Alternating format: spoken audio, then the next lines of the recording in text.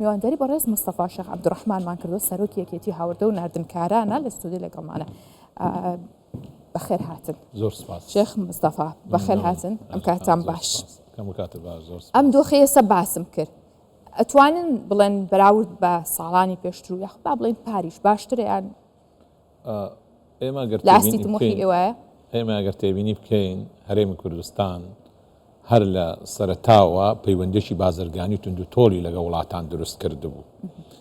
و بە شێوەیەکی بەرفراوان. ئێمە وەکو یەکێتی هاوڕێی کوردستان تموحی زیاترمان هەیە، چونکە ئێمە ئەو پلانی کە دامان نابوو و بەو شێوەیە کە لە دوای 2010 کە کارمان لەسەر کرد وەلو هەندێشت هاتە پێشەوە شەڕی داعش و کۆرۆنا ئەمانە سەبەب بوون بۆ دواکەوتنی ئەو تموحاتە کە سەرانتاسەری عالەمی گرتبووەوە. بەڵام ئێمە مەجای زۆر باش ڕەخسا بوو کە زیاتر بەرەو پێشەوە بڕۆین. بەڵام ئێستا لەم ئاستەی ئێستادا هەرچۆنێک بێ باش ڕۆیشتوین، چونکە کارخانەی باش کراوەتەوە و بەرهەمی باشمان هەیە و کارخانەکان بەرهەمەکانیان لە زیاد بووندایە و ئێمە ئەبینین کە ئەو بەرهەمانە لە هەرێمی کوردستان تەختی کوردستانەکە، یعنی بەشی کوردستان زیادە ئەینێرین بۆ پارێزگاکانی عراق. باشە پلانی ئێوە چەند بوو بۆ ئەم ساڵ گەشتنەوە ئاستا؟ ئێمە بەسەراحەت ساڵ بە ساڵ حەزەکەین بۆ ئەوەیەوە بەرهەمەکانمان بەرەو زیاد بوون بڕوە بە شێوەیەک. بەڵام بەڕاستی هەر جارە و شتێک دروست ئەبێ کەوا بەرهەمەکانمان ئەو تموحەی ئێمە هەمانە لەو ئاستەدا نییە. ئەوەی دروست هەر ئەو ڕێگریە بوو کە لەلایەن ئەوە زۆرە ئێمە بەرهەمەکانمان زیاتر ئەوە هەمووی بەرەو پێشەوە ڕۆیش و بەرهەمێکی زۆر لە کتوپڕیە حکوومەتی عێراق قەرارێک دەرەکە کە ئەو بەرهەمانە ئەبێ یاخود ئەو کارخانانەی کەوا لە هەرێمی کوردستان بەرهەمەکانیان نێرن بۆ خوار و عێراق ئەبێ لای ئێمە تۆمار بکرێن. ئەوەش تۆمار نەکراون، تۆمارکردنیش زۆری ئەوێ، ینی بەلایانی کەمەوە 50 ڕۆژەوە تا 3 مانگ زۆربەی کەوا خەریکن لێ نەبوونەتەوە لە سا 15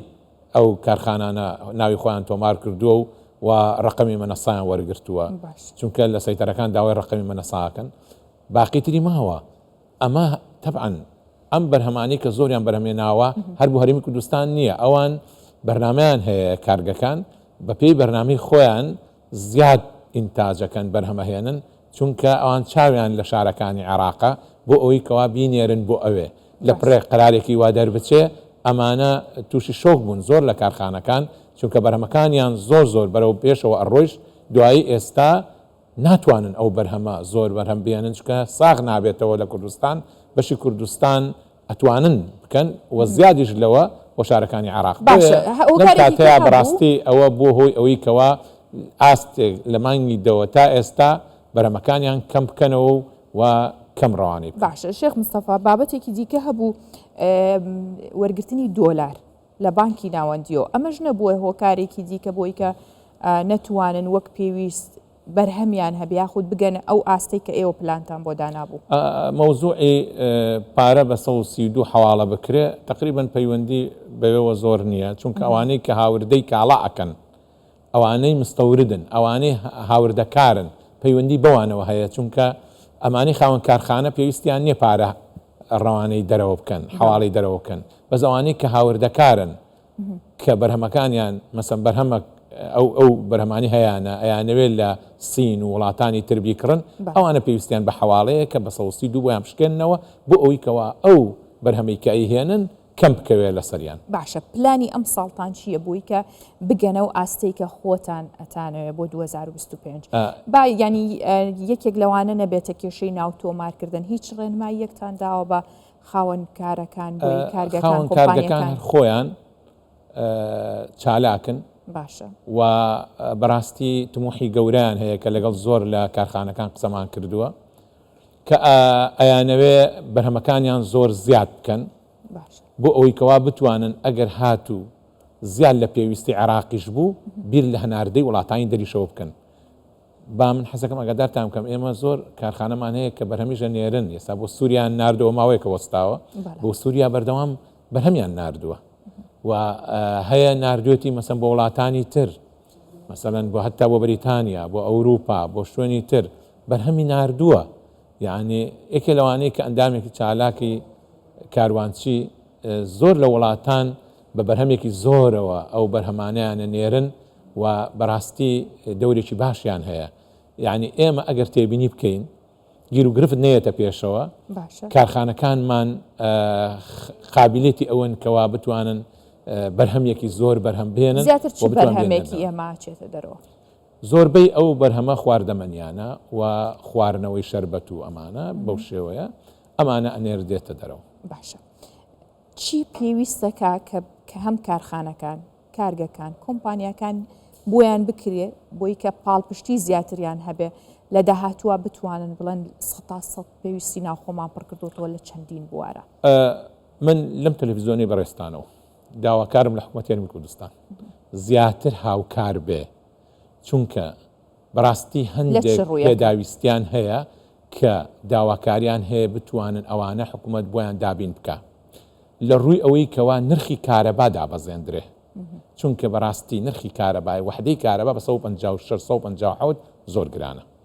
لە ڕوویەکی ترەوە ئەو مەوادە ئەوەلی کە لە دەرەوە ئەیهێنن ئەو مادە خامی کە لە دەرەوە هێنن هەوڵ بدرێ ئەگەر بە بەلاشش بۆیانێنی گومرگیان لە نەسێندرێ بۆ ئەوەی کەوا کەم بکەوێت لە سەریان و بتوانن بە نرخێکی گونجاو و ئینتاجێکی زۆر بەرهەم بهێنن و هەندێ ڕۆتینیاتی تر هەیە بتوانن